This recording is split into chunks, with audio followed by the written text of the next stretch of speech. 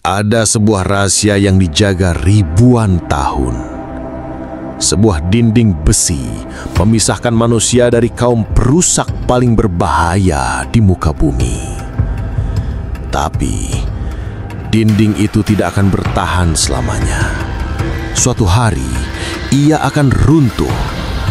Dan ketika itu terjadi, bumi ini tak lagi sama.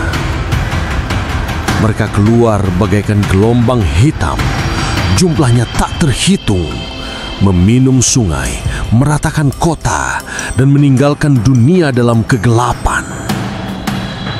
Sebelum kita masuk lebih dalam, tekan tombol subscribe sekarang. Karena setiap kisah di sini akan membuka mata kita bahwa janji Allah tentang akhir zaman bukan sekedar dongeng. Inilah kisah menyeramkan tentang Ya'juj dan Ma'juj, kaum perusak yang akan menguasai dunia di akhir zaman. Ribuan tahun yang lalu, seorang raja agung menjelajahi bumi dari barat hingga timur. Namanya Dzulkarnain. Allah memberinya kekuatan, ilmu, dan kerajaan yang luas. Hingga akhirnya ia tiba di sebuah lembah di antara dua gunung menjulang. Di sanalah ia bertemu dengan sebuah kaum yang lemah, hampir tak bisa berbicara bahasa manusia, tapi wajah mereka penuh ketakutan. Mereka berkata dengan terbata, "Wahai Dzulkarnain, sesungguhnya Ya'juj dan Ma'juj adalah kaum perusak di bumi. Mereka merampas harta kami, menghancurkan rumah kami, membunuh keluarga kami. Maukah engkau membangun dinding agar kami selamat dari mereka?" Dzulkarnain menatap mereka, lalu menjawab dengan suara tegas, "Apa yang Allah karuniakan kepadaku lebih baik daripada upah kalian. Tapi bantulah aku dengan kekuatan agar aku bisa membangun penghalang bagi kalian." Maka dimulailah sebuah pekerjaan besar. Besi-besi dikumpulkan dari seluruh negeri, ditumpuk di antara dua gunung. Api dinyalakan hingga besi itu memerah, lalu dituangkan tembaga cair, hingga dinding itu menjadi kokoh, licin, dan tak tergoyahkan. Ya'juj dan Ma'juj mencoba mendaki, gagal. Mereka mencoba melubangi, dinding itu menolak mereka. Sejak hari itu, manusia pun bisa bernafas lega. Dzulkarnain berkata, "Ini adalah rahmat dari Tuhanku. Tetapi bila janjinya datang, Dia akan hancurkan dinding ini menjadi rata dengan tanah." Lalu, siapakah sebenarnya Ya'juj dan Ma'juj? Rasulullah SAW bersabda, "Mereka dari keturunan Nabi Adam. Jika mereka dilepaskan, mereka akan turun dari setiap tempat yang tinggi, dan jumlah mereka sangat banyak." Ada riwayat yang menyebut, mereka seperti manusia, tapi wajahnya liar. Jumlah mereka bagaikan pasir di pantai. Setiap hari, mereka menggali dinding hingga hampir tembus, lalu berkata, "Besok kita lanjutkan." Namun setiap pagi, dinding itu kembali utuh seperti semula.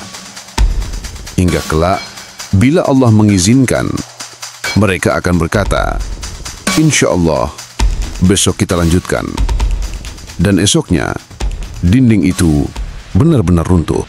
Rasulullah SAW menggambarkan keluarnya Ya'juj dan Ma'juj adalah salah satu tanda besar kiamat. Setelah fitnah Dajjal, Allah akan menurunkan Isa Al-Masih. Beliau akan membunuh Dajjal.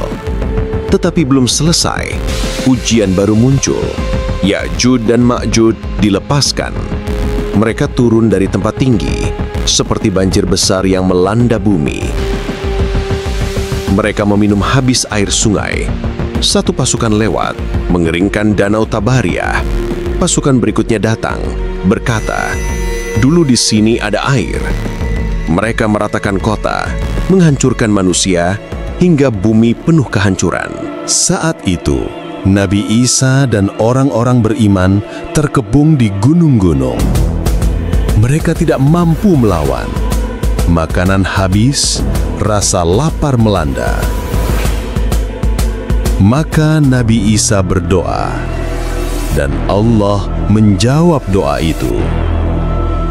Tiba-tiba, Yajud dan Majud diserang penyakit aneh. Leher mereka penuh ulat, tubuh mereka melemah, hingga satu persatu mereka mati. Dunia menjadi sunyi. Jasad mereka bergelimpangan, menutupi bumi. Bau busuk memenuhi udara. Maka Allah mengirim burung besar seperti leher unta. Burung-burung itu mengangkat jasad Yajud dan Majud, lalu melemparkannya ke laut. Setelah itu, hujan turun deras, membersihkan bumi hingga kembali suci, seakan belum pernah disentuh darah dan kehancuran. Kisah Yajud dan Majud bukan sekadar cerita menyeramkan, tapi peringatan bahwa kekuasaan manusia, sekuat apapun, akan runtuh di hadapan janji Allah. Dunia ini fana, dinding besi pun bisa hancur, apalagi hati manusia yang lemah. Maka, persiapkan diri kita, perkuat iman, dan jangan tertipu dengan kehidupan dunia. Karena saat tanda-tanda besar kiamat datang, tidak ada lagi tempat bersembunyi. Itulah kisah menyeramkan tentang Yajud dan Majud.